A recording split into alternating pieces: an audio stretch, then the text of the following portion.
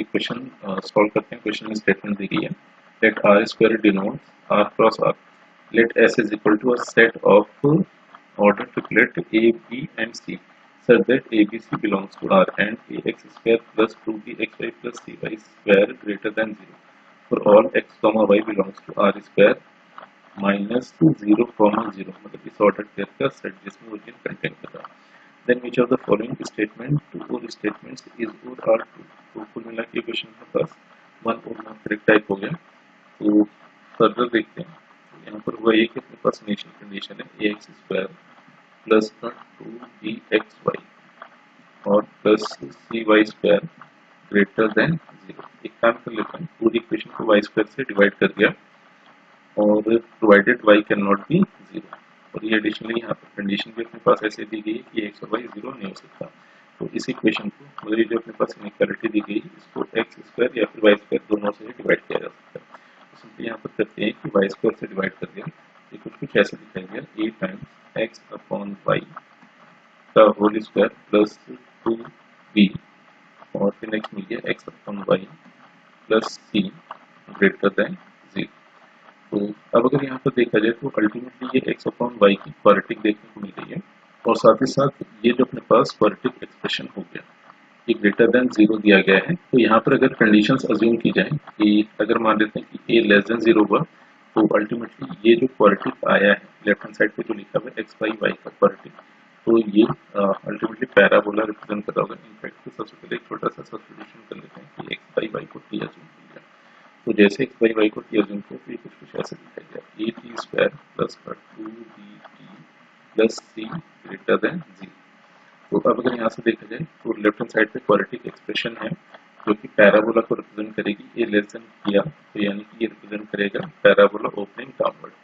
अब अगर opening downward represent कर रहा है तो यानी कि टी की हर एक वैल्यू के लिए, और जनरली यहाँ पर कंडीशन दी गई थी कि एक्स और वाई की हर एक वैल्यू के लिए ये ग्रेटर देन 0 था, मतलब ये जो एक्सप्रेशन था ग्रेटर देन 0 था। तो अगर ये पैराबोला ओपनिंग डाउनवर्ड हो गया तो टी की हर एक वैल्यू के लिए तो ये पॉजिटिव नहीं हो सकता। ठीक है, मतलब पॉसिबिलिटी ये हो सकती है कि पैराबोला इस तरह से रिप्रेजेंट कर जाए कि अगर अपने पास हॉरिजॉन्टल लाइन इसके रिस्पेक्ट में अगर देखा जाए तो हॉरिजॉन्टल लाइन अगर टी एक्सिस को रिप्रेजेंट कर रही है तो यहाँ से कुछ जगहों पर तो पॉजिटिव हो सकता है, कुछ जगहों पर नेगेटिव हो सकता है। तो इसका सीधा सा मतलब ये हुआ कि ए लेस देन 0 तो हो नहीं सकता। तो फिर यहाँ पर ए ग्रेटर देन 0 होगा। अब ए ग्रेटर देन 0 है तो यानी कि पैराबोला ओपनिंग अपवर्ड रिप्रेजेंट करेगा, और ये टी की हर एक वैल्यू के लिए ऐसा है। ये कंडीशन ये भी हो जाएगी कि इसका जो डिस्क्रिमिनेंट आएगा वो लेस देन 0 हो जाएगा। तो डिस्क्रिमिनेंट को अगर लेस देन 0 कर दिया जाए तो ये आ गया अपने पास B square that is 4b square minus का 4ac, ये हो गया लेस देन 0। फिर 4 से अगर डिवाइड कर दो तो ये आ गया अपने पास B square less than A C. अब बी स्क्वायर अगर देखा जाए तो अल्टीमेटली अपने पास एक पॉजिटिव क्वांटिटी हो गई। तो ए बी सी तो कोई भी रियल नंबर हो सकता है। यहाँ पर हुआ है कि बी स्क्वायर अपने पास अगर पॉजिटिव है तो पॉजिटिव क्वांटिटी से ही छोटी हो सकती है। ए भी पॉजिटिव गिवन है तो यानी कि सी को भी पॉजिटिव होना ही पड़ेगा।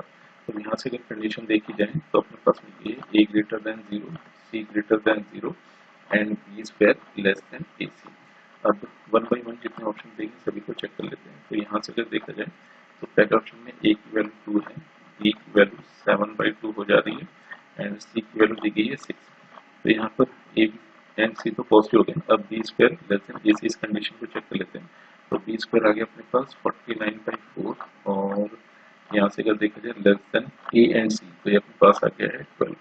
तो इसे अगर देखा जाए तो ये 12 पॉइंट समथिंग मिल रहा है और ये लेस देन 12, ये तो पॉसिबल ही नहीं है। तो इसका ये ऑप्शन करेक्ट नहीं हो सकता है। फिर फर्दर सेकंड ऑप्शन को अगर देखा जाए तो यहाँ पर भी ए और सी ये तो पॉजिटिव है, फिर बीच वाली कंडीशन को सेटिस्फाई करा देते हैं। In fact B square less than A C इस कंडीशन को सेटिस्फाई कराते हैं। तो यहाँ से अगर देखा जाए तो ये मिल गया बी स्क्वायर और फिर लेस देन ए सी, तो ये आ गया अपने पास 1/4। तो बी स्क्वायर माइनस का 1/4 लेस देन 0। तो इसे अगर सिंप्लीफाई किया जाए तो ये मिल रहा है बी माइनस का 1/2 and B plus 1/2 less than 0। तो बी की जो भी वैल्यूज आ रही हैं वो -1/2 से 1/2 वेरी कर रही हैं।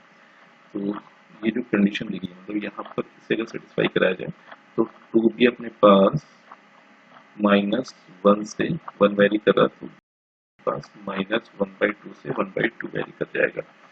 तो इसका सीधा सा मतलब ये हुआ कि ऑप्शन बी यहाँ पर करेक्ट हो गया। फिर नेक्स्ट अपने पास स्टेटमेंट दी गई थी, for any given A B C belongs to S the system of equation has a unique solution.